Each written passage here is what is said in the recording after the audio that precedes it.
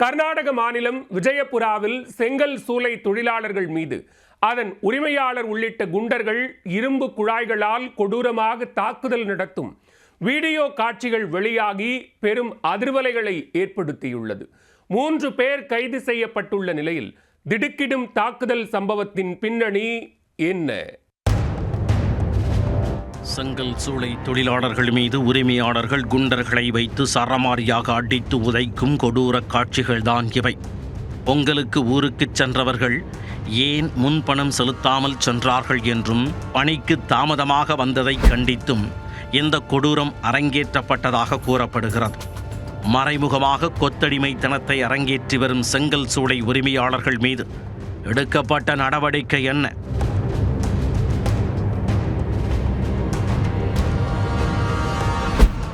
சமூக வலைத்தளங்களில் பரவி வரும் இந்த வீடியோ காட்சிகள் தற்போது கர்நாடக மாநில மக்களை கொந்தளிக்கச் செய்துள்ளது. கர்நாடக மாநிலம் விஜயபுராவில் காந்தி நகர் அருகே ஸ்டார் சவுக் அருகேதான் இந்த செங்கல் சூளை இயங்கி வருகிறது. இதில் வெளி மாவட்டங்களைச் சேர்ந்த பலர் வேலை பார்த்து வரும் நிலையில் சதாசிவ மதார், சதாசிவ பாப்பலாடி மற்றும் உமேஷ் மதார் ஆகியோரும் வேலை பார்த்து வந்துள்ளனர். சூளையில் பணிபுரிந்த இவர்கள் அவர்கள் தயாரிக்கும் ஒவ்வொரு 1000 செங்கலுக்கும் 600 ரூபாய் ஊதியமாக பெற்று வந்தனர். 2 மாதங்களுக்கு முன் தங்களுக்கு கூலியை உயர்த்தி வழங்குமாறு உரிமையாளர் கேமு ரத்தோட்டிடம் கேட்டிருக்கின்றனர். அதற்கு மறுப்பு தெரிவித்த சூளை உரிமையாளர் அவர்களை தகாத வார்த்தைகளால் திட்டி துரத்தி விட்டதாக கூறப்படுகிறது. எந்த நிலையில்தான் சங்கராந்தியையொட்டி ஊழியர்கள் மூவரும் தங்களது சொந்த ஊருக்கு சென்றுள்ளனர். திருவிழா முடிந்து தாமதமாக மீண்டும் வேலைக்கு வந்துள்ளனர். அதற்குள் உரிமையாளர் கேமு ரத்தோட் அவர்களை வேலையை விட்டு சென்று விட்டதாக நினைத்து கடும் ஆத்திரமடைந்திருக்கிறார்.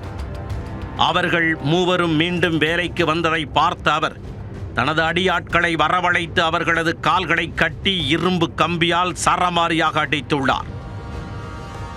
சுமார் 7 பேர் கொண்ட கும்பல் அவர்களை அடித்து உதைத்ததுடன் மூவரின் கண்களிலும் மிளகாய் பொடியை தூவி கொடுமைப்படுத்தி உள்ளனர்.